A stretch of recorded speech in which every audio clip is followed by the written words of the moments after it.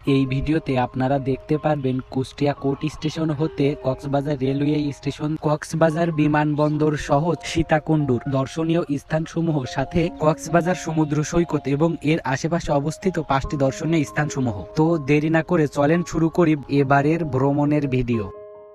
আসসালামু আলাইকুম প্রিয় ভিউয়ার্স, যাত্রার নতুন আরো একটি ভিডিওতে আপনাদের স্বাগতম। শুরুতেই কুষ্টিয়া কোর্ট স্টেশন থেকে মধুমতি এক্সপ্রেসে আমরা যাই শহরতলি ঐতিহ্যবাহী কমলাপুর রেলওয়ে স্টেশনে। এরপর সেখান থেকে চট্টগ্রাম এক্সপ্রেসে আমাদের গন্তব্য চট্টগ্রাম বিভাগের দর্শনীয় স্থানসমূহ সীতাকুণ্ডুতে। সেখানে পৌঁছে সকালের নাস্তা শেষে আমরা একটা সিএনজি নিয়ে যাই চন্দ্রনাথ পাহাড়ে। পাহাড়টির উচ্চতা ভূপৃষ্ঠ থেকে অনেক উপরে হয়, সকল পর্যটকরা লাঠির সাহায্যে উপরে ওঠে। পাহাড় দেখা শেষে আমাদের গন্তব্য সহস্রধারা ঝর্ণায়। এই ভিডিওটা 2025 সালের গরমের শেষের দিকে হওয়ার পরেও ঝর্ণার পানি এতটা ঠান্ডা যে ইচ্ছে থাকার পরেও খুব বেশিক্ষণ গোসল করতে পারিনি। ঝর্ণা দেখা শেষে আমাদের এবারের গন্তব্য গুলিয়াখালী সি বিচ। বিশ্বাস করেন জায়গাটা এত নিরিবিলি যা আপনারা এখানে না আসলে বুঝতেই পারবেন না। সারাদিন সীতাকুণ্ডুতে কাটানোর পরে দিন শেষে আমাদের গন্তব্য চট্টগ্রাম রেলওয়ে স্টেশন থেকে কক্সবাজার রেলওয়ে স্টেশনে। সেখান থেকে শুরুতেই আমরা যাই কক্সবাজার বিমানবন্দর দেখতে। এরপর রাতের খাওয়া দাওয়া এবং বিশ্রাম শেষে আমরা সকালে যাই বহুল প্রত্যাশিত কক্সবাজার সমুদ্র সৈকতের সুগন্ধা বীজে। সেখানে পৌঁছে শুরুতেই ক্যামেরা দিয়ে কিছু ফটো সেশন করার পরে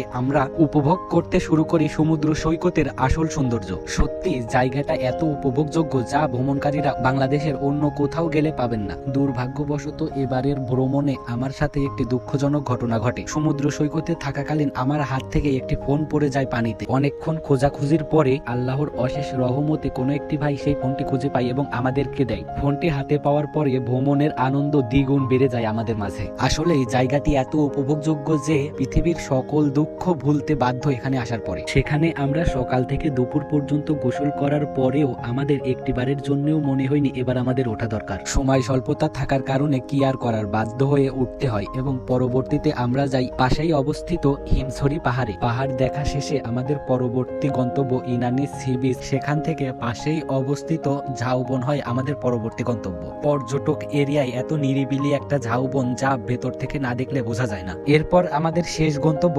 কক্সবাজারের শেষের সমুদ্র সৈকত পাটওয়ারটেক সি বিচ। অনেকগুলো দর্শনীয় স্থান দেখার কারণে সেখানে পৌঁছাতে যদিও বা একটু বেলা শেষ হয়ে যায়, কিন্তু সেখানে আসার পরে সূর্য ডুবা দেখে মনে হচ্ছিল বেলা শেষে আসাই সার্থক আমাদের জন্য। এরপর আমাদের গন্তব্য হোটেলে এবং সেখান থেকে ফ্রেশ হওয়ার পরে আমরা বাসার জন্য কেনাকাটার জন্য শুরুতেই যাই কক্সবাজারের বিখ্যাত বার্মিস মার্কেট আর শুটকি পল্লীতে। পরের দিন সকালে হালকা গোসলের পরে আমরা রওনা হই বাড়ির উদ্দেশ্যে।